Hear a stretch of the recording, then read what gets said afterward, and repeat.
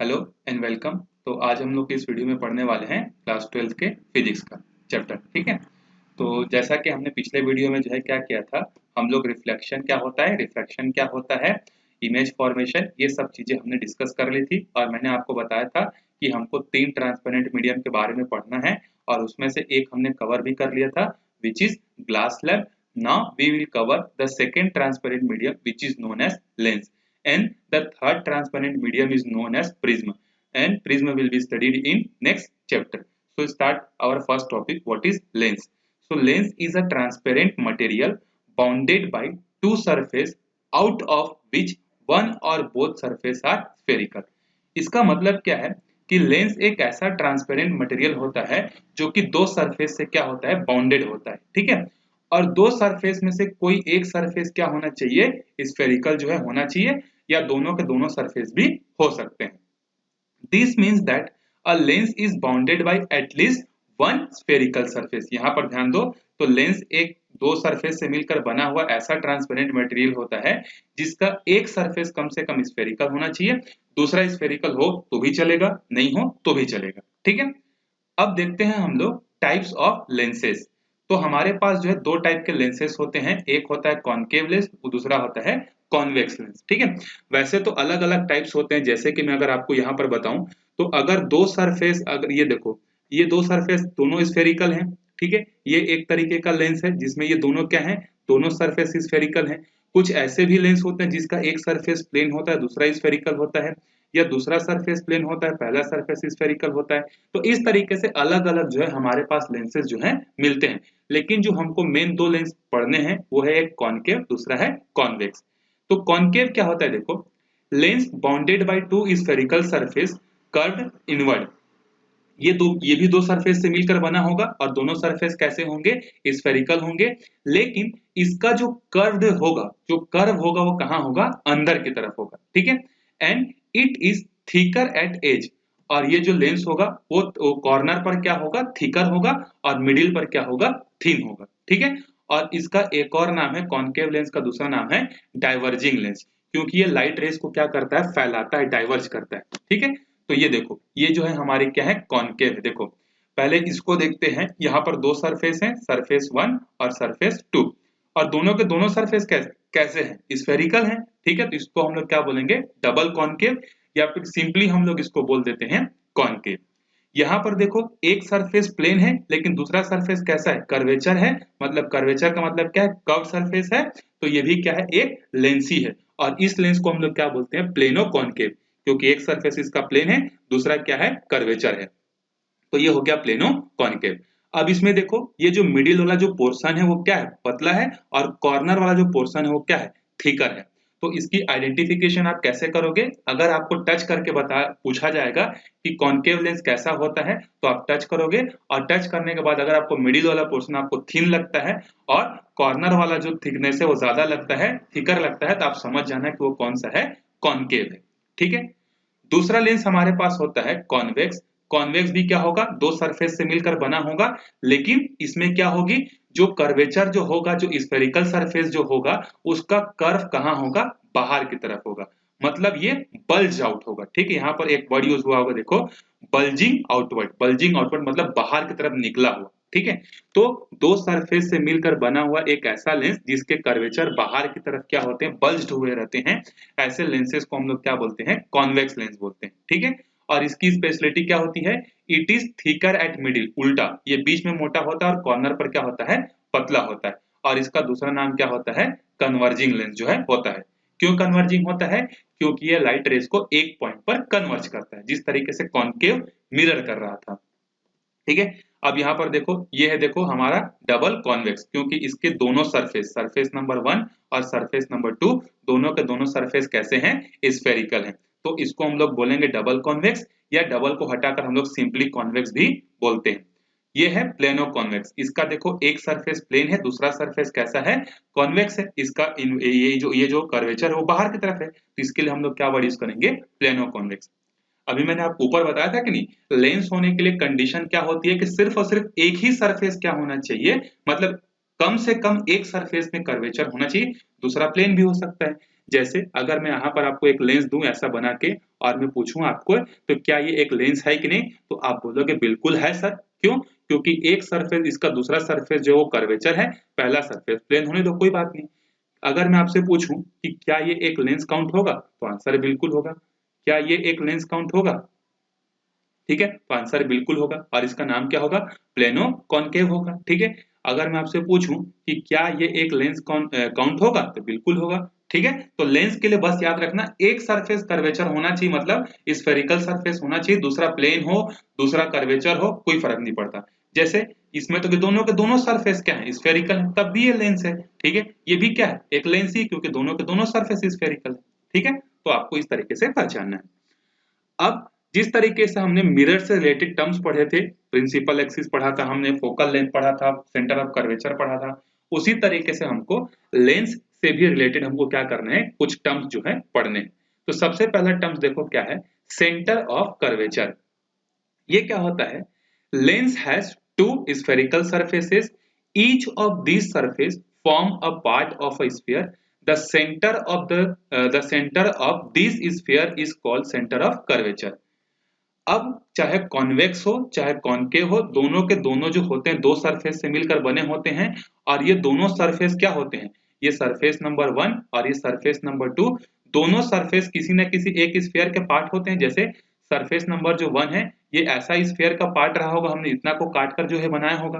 ठीक है, दूसरा सरफेस भी एक स्फीयर का इस तरीके से पार्ट रहा होगा। ठीक है, तो पहला सरफेस का भी तो सेंटर होगा, दूसरे सरफेस का भी तो सेंटर होगा, क्योंकि बिना सेंटर के तो स्फीयर ड्रॉ नहीं हो सकता।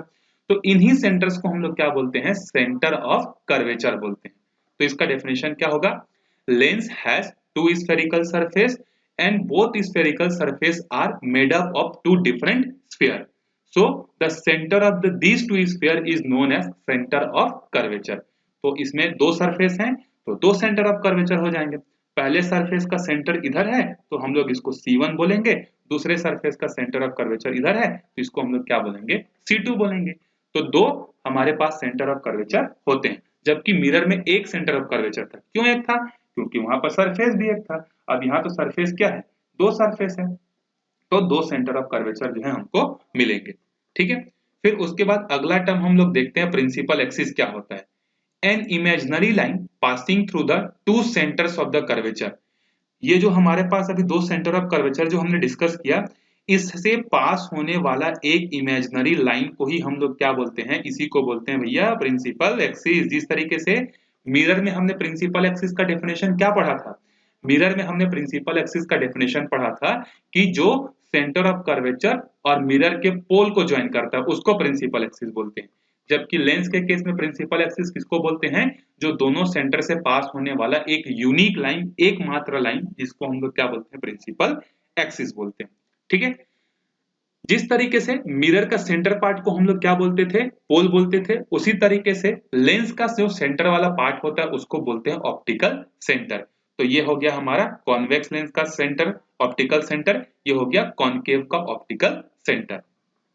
ठीक है, उसके बाद अपर्चर क्या होता है? देखो, the effective diameter of the circular outline. ये जो दो स्फीयर सरफेस से जो बने हुए हैं ना, ये दो सरफेस, तो ये तो स्फीयर के पार्ट हैं, तो इस स्फीयर का जो भी डायमीटर होगा उसी को हम लोग क्या बोलते हैं? उसका अपर्चर बोलते हैं। तो पहले वाले सरफेस के लिए ये वाला डायमीटर होगा यहाँ से लेके यहाँ तक, तो इसका अपर्चर ये होगा। दूसरे वाले के लिए ये होगा तो इसका अपर्चर ये होगा। ठीक है, तो अपर्चर क्या होता है समझ में आ गया? Effective diameter of circular outline. ये जो सर्कुलर आउटलाइन जो बने हैं ना, ये दोनों सर्कुलर आउटलाइन ही क्या कहलाते हैं? अपर्चर कहलाते हैं। ठीक है, नेक्स्ट है हमारे पास फोकल लेंथ। ठीक है, फोकल लेंथ क्या होता है? देखो, a lens has two principal foci. अब जब दो सेंटर ऑफ कर्वेचर होंगे तो दो सेंटर ऑफ फोकस भी तो होंगे ना भैया, मतलब दो फोकाई तो होंगे ही। क्यों होंगे? क्योंकि पहला सरफेस और ये दूसरा सरफेस, ये एक स्फीयर का पार्ट ऐसा है, तो इसका फोकल जो होगा इधर होगा अंदर की तरफ, और इसका इस सरफेस का स्फीयर इधर कंप्लीट हो रहा है तो इसका फोकस क्या होगा? इधर होगा। तो दो फोकस होते हैं, ये हो गया F1 और ये हो गया F2। और इसी फोकस के इनके ऑप्टिकल सेंटर से जो डिस्टेंस होते हैं उसको हम लोग क्या बोलते हैं? फोकल लेंथ बोलते हैं। तो दो फोकल लेंथ भी होंगे, एक F1 होगा और दूसरा क्या होगा? F2 होगा। तो लेंस में क्या क्या चेंजेस आए?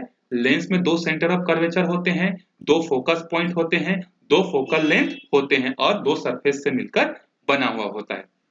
आई होप आपको समझ में आ गया होगा ये सारे terms, aperture, focal length, optical centre. ठीक है, चलो अब आगे बढ़ते हैं। लाइट का बिहेवियर कैसा होता है इस पर, जब लाइट किसी लेंस पर पड़ती है तो उसका बेंडिंग क्या होता है, वो मूव किधर करता है, तो उसके लिए हमारे पास कुछ रूल्स हैं। उसको हम लोग क्या बोलते हैं, direction of refracted light rule. ठीक है, तो सबसे पहला रूल क्या बोल रहा है, देखो, a ray parallel to principal axis after refraction passes through the principal focus on the other side of the lens। मतलब अगर हम लोग क्या करें, एक लेंस अगर कंसिडर करते हैं, ठीक है, मान लो हमने कौन सा कंसिडर किया, कॉन्वेक्स लेंस जो है हमने कंसिडर किया। ये कॉन्वेक्स लेंस है, ये प्रिंसिपल एक्सिस है, ये एक फोकस है, ठीक है, ये एक फोकस है और दूसरा फोकस इधर है। ठीक है, आप किसी को भी F1 किसी को भी F2 लिख सकते हो, फर्क नहीं पड़ता है। तो पहला रूल क्या बोल रहा है कि अगर कोई लाइट प्रिंसिपल एक्सिस के पैरेलल आती है, मान लो ये प्रिंसिपल एक्सिस के पैरेलल एक लाइट आई, अब जब इस सरफेस पर जाएगा तो इधर तो एयर था, मतलब रेयर मीडियम, इधर क्या है, ग्लास है, तो ये क्या हो जाएगा, ग्लास जो इस समय डेंसर मीडियम का जैसा काम करेगा और ये रेयर मीडियम के जैसा। तो जब लाइट रेयर से डेंसर में जाएगी तो नॉर्मल के साइड क्या होती है, बेंड हो जाती है, तो ये लाइट क्या हो जाएगा, बेंड होकर इस तरीके से चले जाएगा। और ये किस पॉइंट से जाएगा, तो आंसर है जो दूसरे साइड में जो फोकस होगा ना, फोकस पॉइंट, उससे जो है ये पास होगा। और अगर इधर से लाइट ऐसे आ रही है तो इस साइड के फोकस से चले जाएगी, मतलब जिस साइड से आ रही है रिफ्रैक्शन के बाद उसके अपोजिट साइड वाले फोकस से जो है ये पास होगी। ठीक है, ये किसके लिए था, कॉन्वेक्स के लिए। कॉन्केव के केस में ऐसा नहीं होता है, देखो कॉन्वेक्स जो है होता है ये लाइट्स को क्या करता है, कन्वर्ज करता है, एक पॉइंट पर झुकाता है, जबकि ये जो कॉन्केव होता है ना, ये लाइट को झुकाता नहीं जबकि लाइट को फैला देता है। तो कॉन्केव के केस में कैसा होता है, देखो, in case of concave lens the रे appears to diverge from the principal focus located on the same side of the lens। हमको इसमें अपीयर होता है, ये देखो अगर हमारे पास एक कॉन्केव लेंस है, ये प्रिंसिपल एक्सिस है, अगर कोई लाइट रे प्रिंसिपल एक्सिस के पैरेलल आया तो ये क्या करेगा, इसको बेंड नहीं करेगा, इसको दूर फैला देगा। और जब आप अपने आंख को यहाँ पर रख कर देखोगे तो आपको कैसा फील होगा कि ये जो लाइट है ये कहाँ से जा रही होगी, ये आपको फील होगा कि ये यहाँ से फोकस से जो है जा रही होगी, ऐसा आपको अपीयर होगा। ठीक है, कि ये जो लाइट देखोगे तो आपको लगेगा कि इस लाइट का किनारा कहाँ है, इसका पीछे वाला पार्ट कहाँ है, तो आपको फील होगा ये इसका पीछे वाला पार्ट क्या है, जो फोकस पर मैंने लाइन ड्रॉ किया है, ऐसा आपको अपीयर होगा। जबकि इसमें एक्चुअल में ऐसा फोकस से पास होता है, इसमें हमको ऐसा लगता है कि जिस साइड से आता है उसी साइड के फोकस से जा रहा है जैसा फील होता है, जबकि इसमें आ किसी और साइड से रहा है और रिफ्रैक्शन कहाँ हो रहा है, दूसरे साइड के फोकस से, जबकि इसमें जिस साइड से आ रहा है उसी के फोकस से जा रहा है, ऐसा हमको अपीयर होता है। ठीक है, अपीयर होता है, एक्चुअल में नहीं होता, अपीयर होता है। सेकेंड क्या है, देखो, a ray of light passing through the principal focus after refraction from the convex lens will emerge parallel to the principal। Just उल्टा है उसका, देखो अगर कोई लाइट रे प्रिंसिपल एक्सिस के पैरेलल आती है तो दूसरे साइड के फोकस से चली जाती है। अब यहाँ पर क्या बोल रहा है कि अगर कोई लाइट एक फोकस पर अगर आती है, मान लो इस साइड के फोकस से ऐसे आ रही है, तो ये क्या हो जाएगा, आफ्टर रिफ्लेक्शन के बाद प्रिंसिपल एक्सिस के पैरेलल हो जाएगा।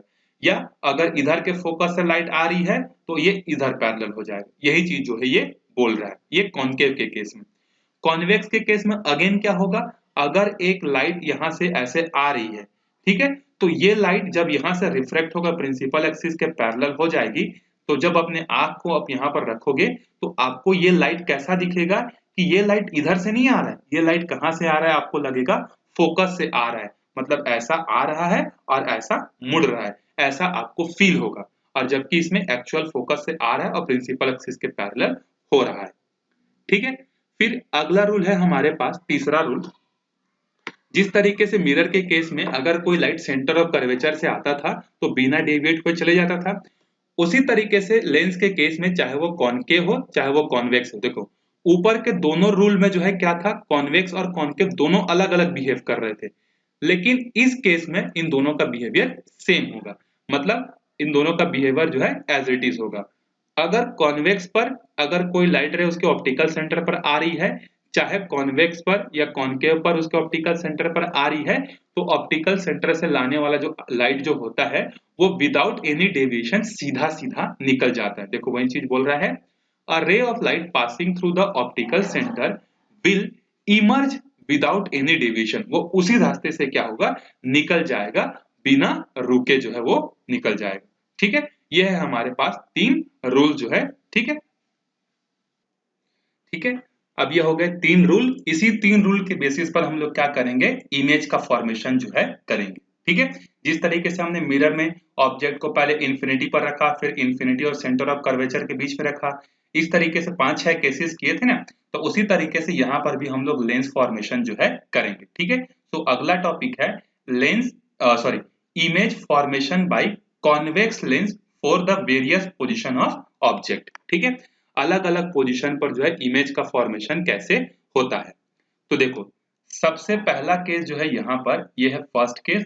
फर्स्ट केस में ऑब्जेक्ट कहाँ पर है, देखो ऑब्जेक्ट एट इन्फिनिटी, ऑब्जेक्ट कहाँ पर है, इन्फिनिटी पर है। ठीक है, तो देखो जब कोई ऑब्जेक्ट इन्फिनिटी पर होता है तो उससे आने वाली जो लाइट रेज जो होती हैं उसको हम लोग क्या मान लेते हैं, पैरेलल मानते हैं।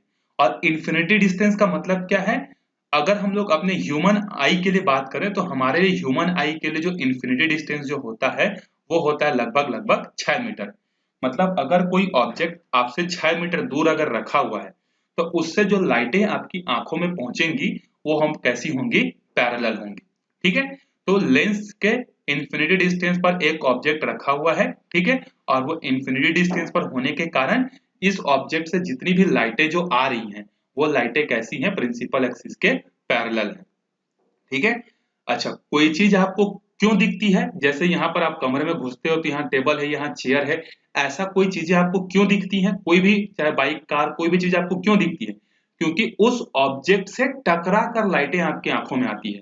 ये चीज याद रखना, आप अपने आंखों से कोई लाइट नहीं भेजते हो, जो ऑब्जेक्ट जो होते हैं ना आपके घर के आपके आसपास, उन ऑब्जेक्ट से लाइट टकराती है, निकलती है और आपकी आंखों पर पहुंचती है, तब आपको दिखता है। ठीक है, तो यहाँ पर भी क्या हुआ, इस ऑब्जेक्ट से लाइट निकली और सब लाइटें जो है प्रिंसिपल एक्सिस के पैरेलल आ गई। अभी हमने रूल पढ़ा है कि जब लाइटें प्रिंसिपल एक्सिस के पैरेलल आती हैं एक साइड से, तो वो दूसरे साइड के फोकस से जो है क्या होती है, चली जाती हैं। तो ये देखो सारे लाइटें क्या हुई, प्रिंसिपल एक्सिस के पैरेलल आई और दूसरे साइड के जो है फोकस पर क्या होगी, सबके सब मिल गई। तो अब आप अपने आंख को यहाँ पर रख कर देखोगे तो आपका आंख क्या करेगा, इन रेस को जो है पीछे बैक ट्रैप करेगा, जैसे मिरर में किए थे। तो ठीक है, आपके आंख को जो है कम से कम 2 लाइट रेस चाहिए जिससे वो पकड़ सके कि ऑब्जेक्ट या इमेज कहाँ बन रहा है। ठीक है, तो जब आप अपने आंख को यहाँ पर रखोगे तो आपके आंख का सॉफ्टवेयर इन सारे रेस को पीछे ढूंढते ढूंढते जाएगा कि ये रेस कहाँ पर मिल रही हैं। तो ये रेस जो है कहाँ मिल रही हैं, इस पॉइंट पर जो है ये रेस क्या हो रही हैं, मिल रही हैं। इसका मतलब क्या है कि हमारे आंख को क्या लगेगा कि ऑब्जेक्ट यहाँ पर है, जबकि एक्चुअल में ऑब्जेक्ट कहाँ है, इन्फिनिटी पर, लेकिन हमारे आंख को फील होगा कि इमेज यहाँ बन रहा है करके, जब आप लेंस से देखोगे तो। ठीक है, दूसरा केस है जब ऑब्जेक्ट कहां पर हो, object is between between infinity and double focus. अब आप बोलोगे कि सर ये डबल फोकस क्या है, तो सिंपल सा चीज है, अगर यहां से लेके यहां तक अगर फोकस है तो उसका डबल डिस्टेंस को क्या बोलेंगे, डबल फोकस बोलेंगे। ठीक है, तो अगर कोई ऑब्जेक्ट इंफिनिटी और डबल फोकस पर रखा हुआ है तो ये इंफिनिटी है और ये डबल फोकस 2f इसके बीच में रखा हुआ है। तो हमने बताया था मैंने आपको कि इमेज फॉर्मेशन के लिए मिनिमम 2 रेस चाहिए। तो एक रेस ए से निकली प्रिंसिपल एक्सिस के पैरेलल, रिफ्रैक्शन के बाद दूसरे साइड के फोकस से होता हुए चली गई। दूसरा लाइट रे हमने कहां से लिया, जो सबसे इजी था, ऑप्टिकल सेंटर से कोई लाइट आएगा तो वो सीधा सीधा चले जाएगा। अब आपके आंख को यहाँ पर रख कर देखोगे तो ये आपका आंख इन दोनों रेस को बैक ट्रैक करेगा और यहाँ पर हमारे आंख को क्या लगेगा कि ये दोनों रेस यहाँ से आ रही हैं। मतलब ए का इमेज कहाँ बनेगा, इस वाले लोकेशन पर बनेगा। यहाँ से एक परपेंडिकुलर लाइन खींच देंगे तो हमको क्या मिल जाएगा, बी। ठीक है, अच्छा अब यहाँ पर हम लोग कुछ और प्रॉपर्टीज बात कर लेते हैं कि यहाँ पर इमेज रियल बन रहा है कि वर्चुअल। तो रेस एक्चुअल में एक दूसरे को काट रही हैं, मतलब इमेज विल बी रियल। और साइज कैसा होगा, पॉइंट साइज। और पॉइंट साइज का ना तो इन्वर्टेड होता है ना ही इरेक्टेड होता है। ठीक है, ना ही डिमिनिस्ड, ये तो बहुत ज्यादा डिमिनिस्ड है। इसी तरीके से यहाँ पर जो इमेज बन रहा है वो कैसा बन रहा है, सेम साइज का बन रहा है, इन्वर्टेड बन रहा है और रेस कैसी हैं, रियल हैं। तो आगे प्रॉपर्टी एक बॉक्स भी हमको मिलेगा, एक टेबल भी मिलेगा जहां पर हम लोग देखेंगे कि इमेज रियल है कि वर्चुअल है, इरेक्टेड है कि इन्वर्टेड है। तो ठीक है, यहाँ पर सेम साइज और इन्वर्टेड और रियल इमेज हमको मिलेगा। तीसरा केस है अगर कोई ऑब्जेक्ट डबल फोकस पर एग्जैक्ट रखा हुआ है, ठीक है। तो अगर डबल फोकस पर रखा हुआ है तो एक रे प्रिंसिपल एक्सिस के पैरेलल गया, इसके फोकस से चला गया, दूसरा यहाँ से ऑप्टिकल सेंटर से गया, ये दोनों यहाँ पर मिले, ये दोनों रेस हमारे आंख ने इनको बैक ट्रैप किया, उसको लगा कि यहाँ पर है और इमेज हमको लगेगा कि यहाँ पर रखा हुआ है। तो इमेज कैसा है देखो, ऑब्जेक्ट के मुकाबले थोड़ा सा बड़ा है और कैसा है, इन्वर्टेड है। रियल है कि वर्चुअल, तो रेस एक दूसरे को वापस में एक्चुअल में काट रही हैं, मतलब ये कैसा होगा, रियल होगा।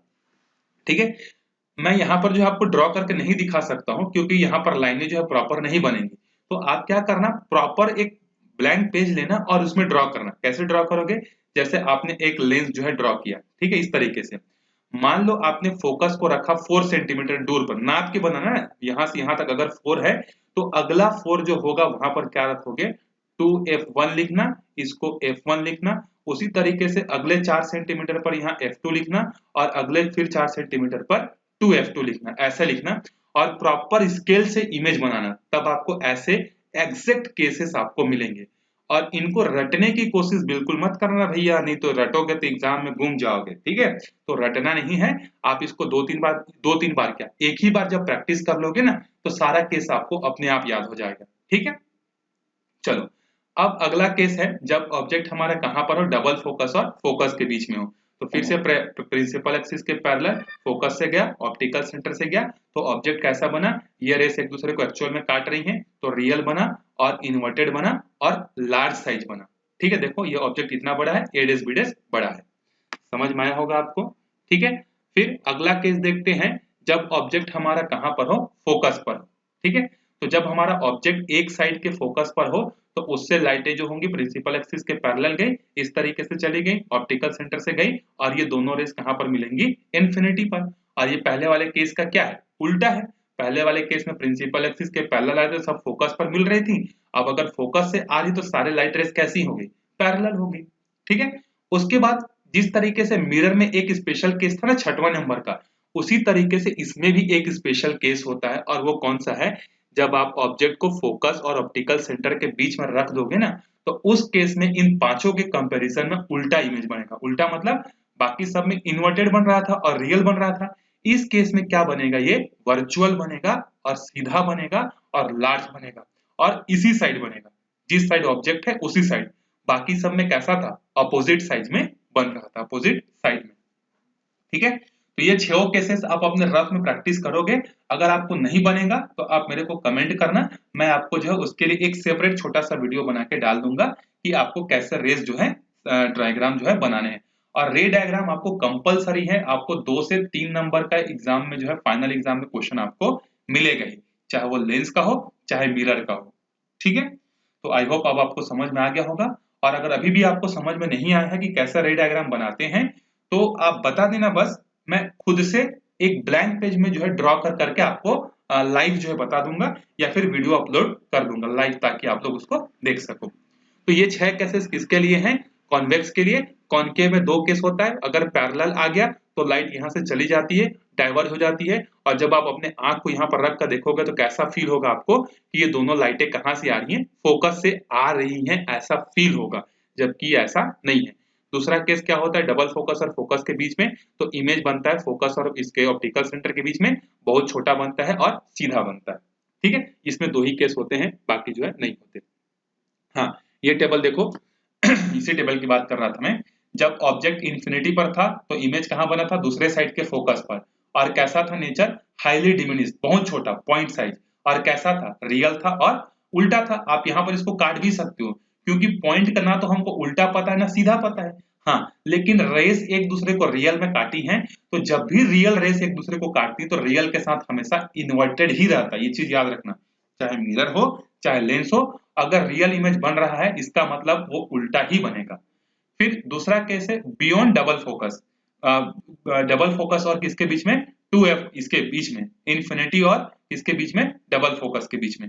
तो इमेज कहाँ बना था, डबल फोकस और फोकस के बीच में बना था, ठीक है। और कैसा था, डिमिनिश था, रियल और इन्वर्टेड था। जब डबल फोकस पर था एक साइड के तो दूसरे साइड के डबल फोकस पर सेम साइज का रियल इन्वर्टेड। जब फोकस और डबल फोकस था तो बियॉन्ड डबल फोकस बड़ा बना था। ये चीज आज आप जो है इसको देखना, जैसा आपने इमेज बनाया है ना उसी को जो है यहाँ पर इसने टेबल फॉर्म में बता दिया है कि ऑब्जेक्ट यहाँ यहाँ है, उसका इमेज का पोजीशन यहाँ यहाँ है, उसका साइज कैसा है, बड़ा है कि छोटा है, यहाँ पर बताया है, और उसका नेचर भी जो है बताया है। इसमें आपको सिर्फ एक ही चीज याद रखनी है कि जब आप रे डायग्राम बनाओ, अगर रेस एक दूसरे को रियल में काटेंगी तो रियल इमेज बनेगा, और रियल के साथ हमेशा वो उल्टा ही बनेगा, मतलब प्रिंसिपल एक्सिस के नीचे ही बनेगा। और जब वर्चुअल बनेगा तो वर्चुअल हमेशा कैसा होता है, इरेक्टेड होता है, मतलब सीधा होता है, इरेक्टेड, ठीक है। इसके बाद हमको क्या पढ़ना है, नेक्स्ट टॉपिक जो है वो है साइन कन्वेंशन, ठीक है। तो मैंने साइन कन्वेंशन को जो है कॉपी में नहीं लिखा है, क्योंकि जैसा साइन कन्वेंशन हमने मिरर के लिए किया था सेम टू सेम वैसा होता है। तो अगर आप क्या करो, इसको कोऑर्डिनेट्स में ऐसा बांट लो, और ये मान लो कॉन्वेक्स लेंस का जो है ऑप्टिकल सेंटर है, तो सारे डिस्टेंस कहाँ से नापे जाएंगे, ऑप्टिकल सेंटर से। लेफ्ट हैंड साइड के जो डिस्टेंस होंगे, इधर से अगर लेफ्ट हैंड साइड में जाओगे तो वो नेगेटिव माना जाएगा, इधर राइट हैंड साइड के सारे डिस्टेंस क्या माने जाएंगे, पॉजिटिव। ऑप्टिकल सेंटर के ऊपर के सारे डिस्टेंस पॉजिटिव, ऑप्टिकल सेंटर के नीचे के मतलब प्रिंसिपल एक्सिस के ऊपर के सारे पॉजिटिव, प्रिंसिपल एक्सिस के नीचे के सारे डिस्टेंस नेगेटिव जो है माने जाएंगे। और हर डिस्टेंस को हम लोग कहाँ से कैलकुलेट करेंगे, ऑप्टिकल सेंटर से। यही चीज था, तो मैंने आपको ज्यादा जो है उसमें बताया नहीं, ठीक है। हाँ, लेकिन एक चीज ये याद रखना, जो कॉन्वेक्स लेंस होता है, ठीक है, कॉन्वेक्स लेंस जो होता है उसका फोकल लेंथ जो होता है वो हमेशा पॉजिटिव होता है। इसको रट लेना, इसको देखो, मैं बहुत कई बार जो चीजों को मैं आपको बोलता हूँ समझ लेना करके, ठीक है, लेकिन यहाँ पर आपको चीजों को नहीं समझ पाओगे, इसको 12th में जाकर पढ़ोगे कि किसी भी जो है लेंस का फोकल लेंथ का फॉर्मूला होता है 1/f करके लंबा चौड़ा होता है। तो अभी 12th में नहीं हो, अभी 10th में हो, तो सिर्फ इतना चीज याद रखना कि ये जो कॉन्वेक्स है इसका फोकल लेंथ हमेशा पॉजिटिव होता है, और कॉनकेव का फोकल लेंथ हमेशा नेगेटिव होता है, ठीक है, ये बस याद रखना, ठीक है। और अगर किसी को दिल ही ख्वाहिश हो रही है कि जिसको अंदर से मतलब इच्छा हो रही होगी कि सर कैसे पॉजिटिव हो गया, मेरे को थोड़ा सा बताओगे, तो बिल्कुल पूछना, कमेंट करके मैं बड़े प्यार से डिटेल में आपको समझा दूंगा, ठीक है। एक पेज का डेरिवेशन है, एक पेज के डेरिवेशन को करेंगे, उसके बाद आपको समझ में आ जाएगा कि हाँ सर इसका फोकल लेंथ क्या होगा, पॉजिटिव होगा, इसका फोकल लेंथ नेगेटिव होगा। तो थोड़ा सा स्मार्ट वर्क भी करना चाहिए। अब ये मत समझना कि सर को नहीं आता इसीलिए इसको भगा है, मेरे को आता है भैया, ये पॉजिटिव कैसे हुआ, अगर आप बोलोगे तो मैं यहाँ पर फॉर्मूला भी लिख दूंगा। उसका फॉर्मूला होता है 1/f इज इक्वल टू μ-1 और 1/r1 माइनस 1/r2। इसके बेसिस पर जो है क्या होता है, फॉर्मूला जो है बनता है, ठीक है, समझ में आ गया। इसके बेसिस पर बनता है, इसके बेसिस पर। तो r1 क्या है, पहले वाले सरफेस का रेडियस ऑफ कर्वेचर, दूसरा क्या है, दूसरे वाले का रेडियस ऑफ कर्वेचर। तो देखो ये r1 क्या है, इस साइड है मतलब पॉजिटिव है, r2 इस साइड है मतलब नेगेटिव है, तो ये पॉजिटिव और ये नेगेटिव, तो ये नेगेटिव नेगेटिव मिलकर क्या बन जाएंगे, पॉजिटिव। तो पूरा पूरा फोकल लेंथ क्या हो गया, पॉजिटिव हुआ कि नहीं, ठीक है। तो जो समझना चाहो समझ सकते हो, जो रटना चाहो रट सकते हो, दोनों में आपकी भलाई है। आप चाहो तो कॉन्वेक्स के लिए पॉजिटिव याद रखना है, कॉनकेव के लिए नेगेटिव याद रखना है, ठीक है। ये हो गया लेंस के रिलेटेड टर्म्स हमको। अच्छा, इसके बाद जिस तरीके से हमने मिरर फॉर्मूला पढ़ा था ना, उसी तरीके से हमको पढ़ना है लेंस फॉर्मूला, ठीक है। ये मोस्ट इंपॉर्टेंट है, आपको क्वेश्चन यहां से मिलेगा, ठीक है। सो लेंस फॉर्मूला, तो लेंस फॉर्मूला होता है 1/f is equal to 1/v minus 1/u। अब बोलोगे कि एफ यू वी क्या है, अरे पिछले जन्म से नाता है याद करो, एफ मतलब फोकल लेंथ, v मतलब इमेज का डिस्टेंस कहां पर बन रहा है, कहां से नापोगे, ऑप्टिकल सेंटर से। u क्या है, ऑप्टिकल सेंटर से कितना लेफ्ट हैंड साइड डिस्टेंस पर जो है कोई ऑब्जेक्ट है, तो ये ऑब्जेक्ट से लेकर ऑप्टिकल सेंटर का डिस्टेंस है, ये इमेज से ऑप्टिकल सेंटर का डिस्टेंस है, और ये फोकल लेंथ है, ठीक है। अब एक लास्ट टर्म और बच गया हमारे पास, लास्ट टॉपिक थ्योरेटिकल। अभी तो न्यूमेरिकल बहुत सारे बचे हैं, टेंशन मत लो, ठीक है, अभी चैप्टर खत्म नहीं हुआ है, दो मेरे ख्याल से 2 वीडियोस और आएंगे इसके। चलो देखो, एक टॉपिक हमारा बच गया जिसको हम लोगों ने क्या नाम दिया है, पावर ऑफ अ लेंस। किसी लेंस का पावर को कैसे डिफाइन करते हैं, ठीक है। तो किसी लेंस का पावर ये बताता है कि जब उस पर लाइट आएगी तो वो लाइटों को कितना फैला सकता है या लाइटों को कितना सिकुड़ सकता है, इसी की पावर को हम लोग क्या बोलते हैं, पावर ऑफ लेंस। जैसे एक लेंस हमने यहाँ पर रखा, ठीक है, एक दूसरा लेंस हमने यहाँ पर रखा, दोनों के प्रिंसिपल एक्सिस ये है। एक लाइट रे ऐसा आया, पहले वाले ने उसको सिर्फ इतना ही बेंड कर पाया, ठीक है, इतना बेंड हो गया। देखो ये लाइट कहाँ से कहाँ बेंड हो गया, ये लाइट ऐसा सीधा जा रहा था, लेकिन रास्ते में लेंस आया तो इतना एंगल जो है मुड़ गया। दूसरे केस में लाइट रे ऐसा जा रहा था, इसने इसको कम बेंड किया, ये इतना बेंड हुआ। तो देखो किसने ज्यादा बेंड किया, तो इसने इतना छोटा एंगल बेंड किया और इसने लाइट को ज्यादा बेंड कर दिया। तो हम लोग क्या बोलेंगे कि लेंस नंबर ए और लेंस नंबर बी में ज्यादा ताकतवर कौन है, ए, क्योंकि इसने लाइट रेस को क्या किया, ज्यादा मोड़ दिया। ये लाइट रे ऐसा सीधा जा रहा था लेकिन ऐसा मोड़ दिया, इसने कम मोड़ा। इसी को अगर हम लोग कॉनकेव के केस में देखें तो एक कॉनकेव ये है, दूसरा कॉनकेव ये है, ठीक है। एक लाइट रे यहाँ से प्रिंसिपल एक्सिस के पैरेलल आ रहा था ऐसा, इसने इसको इतना बेंड कर दिया, मतलब देखो इतना ज्यादा एंगल जो है इसने इसको बेंड कर दिया। दूसरे केस में इसने इसको ज्यादा बेंड नहीं किया, देखो ये बेंडिंग कम है और ये बेंडिंग ज्यादा है। तो लेंस का पावर क्या होता है, अब आपको प्रैक्टिकल मीनिंग समझ में आ गया कि उस लेंस पर अगर कोई लाइट रे आएगा तो लेंस उसको कितना मोड़ सकता है या कितना डाइवर्ज कर सकता है।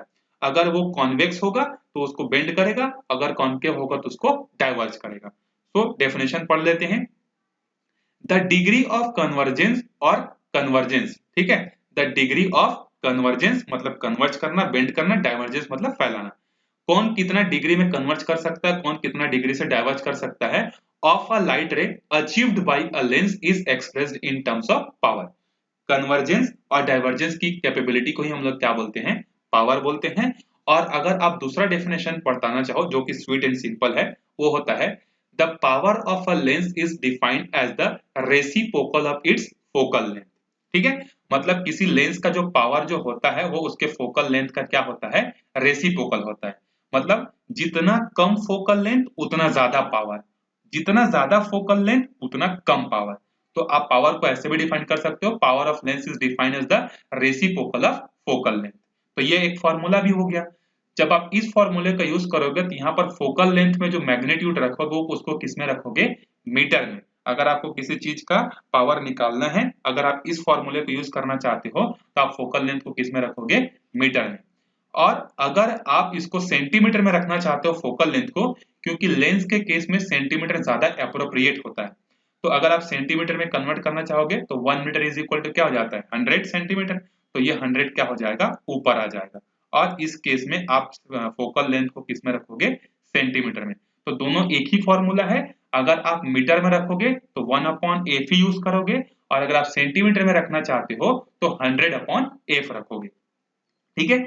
और इसका जो यूनिट होता है पावर ऑफ अ लेंस जो होता है उसको हम लोग बोलते हैं डायोप्टर बोलते हैं, ठीक है। इसका यूनिट क्या होता है, डायोप्टर, और इसका सिंबल क्या होता है, कैपिटल डी, ठीक है। तो जिस तरीके से फोकल लेंथ जो होता है कॉन्वेक्स के लिए पॉजिटिव होता है, उसी तरीके से जो कॉन्वेक्स का जो पावर होगा, कॉन्वेक्स का पावर भी क्या होगा, पॉजिटिव होगा, क्योंकि फोकल लेंथ पॉजिटिव तो पावर भी पॉजिटिव। और कॉन्केव के लिए जो पावर होता है वो क्या होता है, नेगेटिव होता है, ठीक है।